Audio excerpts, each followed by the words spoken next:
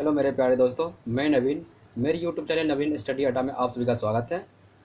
आज मैं आप सबको MCO 03 जो एम कॉम की book, M com second year की बुक है, research methodology and statistical analysis मैं आज इसी के कुछ चैप्टर के बारे में डिस्कस करता हूँ। कुछ particular chapters and particular questions के बारे में डिस्कस करना चाहता हूँ, जो आप सबको डायरेक्ट परीक्षा में, डायरेक्ट एग्जाम में मिलने की संभावना है और काफ़ी एग्जाम में पूछे जाते हैं।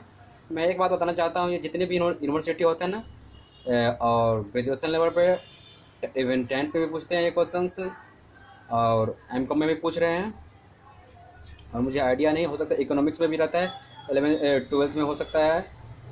ठीक है, चलो तो मैं आज बात करता हूँ इसके बारे में, मेजर ऑफ सेंट्रल टेंडेंसी के बारे में। ठीक है, measure of central tendency. First of all, I want to say you I am not going to discuss what is the definition of measure of central tendency. Just explain of all given illustration of practical questions. जितने भी given होंगे practical questions का मैं उसका discuss करूँगा आज। तो उम्मीद करता हूँ कि आप लोग को मैं समझा पाऊँ और आप लोग को कुछ मदद कर पाऊँ। देखते हैं, अभी बच्चे बहुत टेंशन में हैं क्योंकि इन लोगों का फाइनल ईयर पेपर है और वहाँ भी सुप्रीम कोर्ट के आदेश आया है जो कि पेपर हम लेंगे ही, वो भी इसी माह में हो रहे हैं। तो चलते हैं भाई, डिस्कस करते हैं।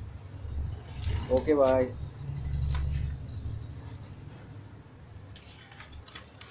अपने मुद्दे की बात करते हैं डायरेक्ट, कहीं हम दूसरे चीज़ की बात नहीं करते हैं। देखो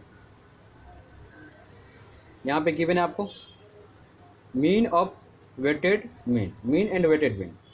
तो मैं आपको मीन एंड वेटेड मीन के बारे में नहीं बताना चाहता हूँ। ठीक है, ये क्या होता है नहीं होता है, एक गिवन है। ठीक है, आप लोग खुद पढ़ना। मैं सिर्फ इसका मेथड जो गिवन है उस क्वेश्चन का एक्सप्लेन कर रहा हूँ। जो काफ़ी दिन हो गए होंगे आप लोग का पढ़े हुए, तो आप लोग के कुछ पॉइंट भूल गए होंगे, मुझे कुछ याद है, इसलिए मैं अब चाहता हूँ आप सबके साथ डिस्कस करूँ। देखिए, mean of ungroup data. Ungroup data ऐसे डाटा होते हैं जहाँ पे सिर्फ आपको डाटा गिवन होते हैं, कोई एक पार्टिकुलर कोई डाटा कितने बार गिवन है इसका अलग से फ्रीक्वेंसी गिवन नहीं होते हैं, इसीलिए हम इसे इंडिविजुअल डाटा भी बोलते हैं। ठीक है, तो ये होता है साइन, मीन का साइन होता है मीन और ऊपर रेकरिंग होता है एक्स के ऊपर, जैसे कि x1 + x2 + x3 dot dot dot action divide by n। तो इसे इस तरीक़ा से याद कर लो, या तो मैं आपको डायरेक्ट बता रहा हूँ, जितने भी गिवन होंगे डाटा उस डाटा को आप सम करना। ठीक है, टोटल नंबर ऑफ डाटा जितने होंगे इसे डिवाइड करना, जो भी इसका रिजल्ट आएंगे वो उसका आंसर हो जाएंगे। इसे बोलते हैं हम डायरेक्ट मेथड। ठीक है, ये तो बात हो गया आपका किसका, अनग्रुप डाटा या इंडिविजुअल डाटा का। ठीक है, अब बात करते हैं एक क्वेश्चन गिवन है, देखो 22, 25, 29, 58, 30, 24 and 23। The mean of the given था, इसका मीन फाइंड करना है। ठीक है, तो क्या गया यहाँ पे, जितने भी गिवन था नंबर सबको प्लस कर लिया, डिवाइड बाई टोटल नंबर कितना था 7, उससे इसको डिवाइड कर दिया। जितने रिजल्ट आएंगे उसका कटने के बाद जितने रिजल्ट आ रहे हैं उसका वो रिजल्ट हो गया, आंसर हो गया उसका। फिर बात कर रहे हैं हम mean of group data. Group data, ये देखो ग्रुप डाटा क्या होंगे, वहाँ पर क्या था, सिर्फ डाटा गिवन हुआ था, नंबर गिवन हुआ था, उसका फ्रीक्वेंसी कितने बार आए हैं ये गिवन नहीं था। पर यहाँ क्या है, फ्रीक्वेंसी कितने बार, वही डाटा कितने बार आए हैं ये गिवन होंगे। तो ये भी कोई ज़्यादा डिफ़िकल्ट है नहीं। देखो आप लोग थोड़ा ध्यान से बातें अच्छी से समझो जो मैं समझा रहा हूँ। देखो एक दे रखा है यहाँ पे इलस्ट्रेशन 4, ये वेज का दे रखा है, वेज देख रहे हो रुपीज़ में दे रखा है। इसमें 23 कितने टाइम्स फ्रीक्वेंसी है इसकी 1, 24 का 1, 25 का 3, तो ऐसे गिवन होंगे। ठीक है, ऐसे गिवन होंगे तो आपको क्या करना है, एक टेबल बनाना, या तो डायरेक्ट भी आप सॉल्व कर सकते हो। ठीक है, तो इसमें क्या करना है, इसको एक्स कर लो, इसको एफ कर लो, ये फ्रीक्वेंसी है। इन दोनों को आपस में मल्टीप्लिकेशन कर लेना, मतलब गुना कर लेना, एक कॉलम बना लेना, या गुना करके एक जगह प्लस कर लो। प्लस करने के बाद देखो इस फ्रीक्वेंसी की में था ना, पहले क्या कहते हैं, टोटल नंबर क्या था, तो यहाँ टोटल फ्रीक्वेंसी कितना है उसको प्लस करने का, उससे डिवाइड कर देना। ठीक है, तो वो जो रिजल्ट आएंगे उसका आंसर कट करने के बाद उसका फाइनल आंसर हो जाएंगे। देखो भाई, इसने प्लस कर लिया, पूरे टोटल नंबर जितना था उसको प्लस कर लिया, उसके बाद इसको डिवाइड करके जो रिजल्ट आया इसका होगा।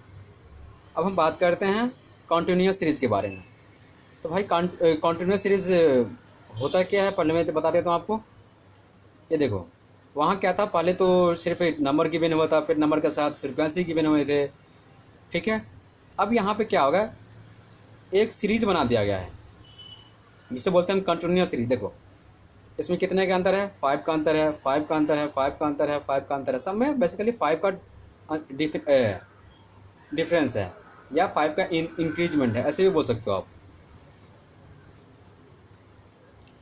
देखो 15 to 20 के बीच फ्रिक्वेंसी कितना देखा है, 22 गिवन है। देखो क्या करना है, इसको एक्स कर लेना है, इसको सॉरी ये क्लास इंटरवल होते हैं।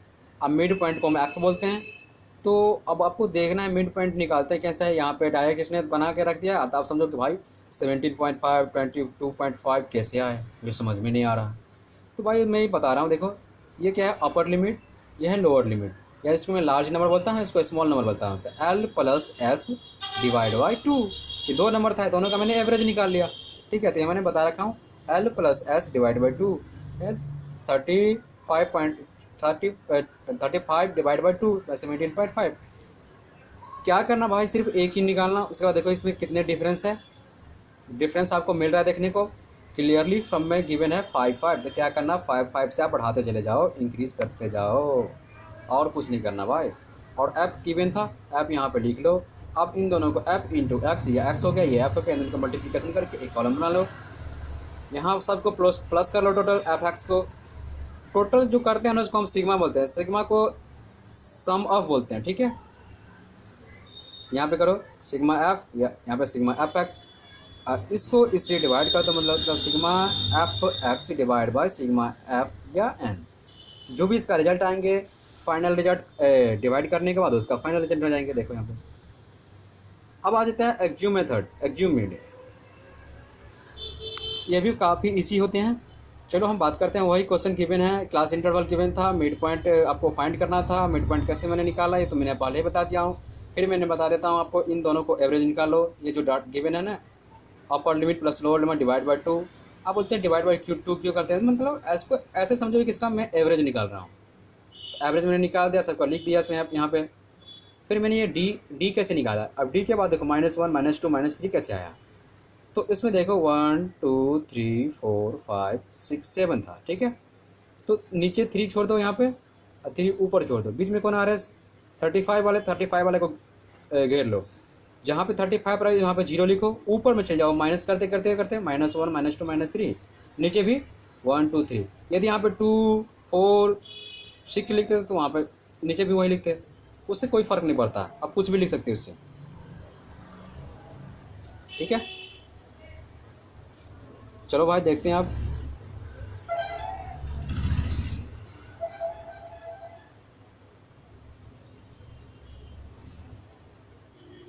पर यहाँ पे इसने फाइंड करा था, दे रखा था, आप 1 2 3 लेके चलना, अच्छे रहते हैं, कोई कैलकुलेशन ज़्यादा नहीं होगा आपका डिफिकल्ट।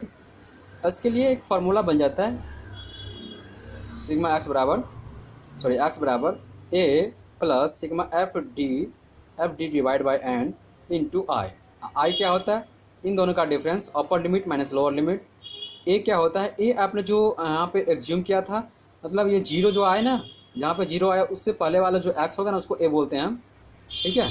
तो ये ए हो गया, देख लो 32.5 प्लस -49 कहाँ से आया, अब ये देखना होगा। तो सिग्मा एफ डी का मान जो आया था यहाँ पे देखो कितना 49 था। इन दोनों का मल्टीप्लिकेशन करने के बाद एफ डी के मल्टीप्लिकेशन करने के बाद इसको डिवाइड कर देना एन से, और आई का वैल्यू कितना था 50 - 45, तो 5 हो गया, तो 5 से कितना, इसको आप तो कैलकुलेशन कर सकते हो, और जो भी कैलकुलेशन करने के बाद आंसर आएगा उसका 29 आ रहा है, उसका हो गया मीन हो गया इसका, ठीक है भाई। आशा करता हूँ कि मैं ये क्वेश्चन आप लोगों को समझा पाया होगा। यदि कोई क्वेश्चन समझ में नहीं आए तो आप लोग मुझे बताओ। मैं आप लोगों को बताना चाहता हूँ मेजरमेंट ऑफ स्क्यूनेस डिस्पर्सन, चाहे इंडेक्स हो चाहे स्टैंडर्ड डेविएशन हो, कोई भी क्वेश्चन हो मैं आपको इजीली समझा सकता हूँ और काफ़ी बेस्ट तरीक़ा से। अरे यार इतना मैं बताना चाहता हूँ ना, इंडेक्स का इतने डिफ़िकल्ट फार्मूले लगता है देखने में ना, लोग देख के ही डर जाते हैं, लेकिन मेरे पास ना, ओ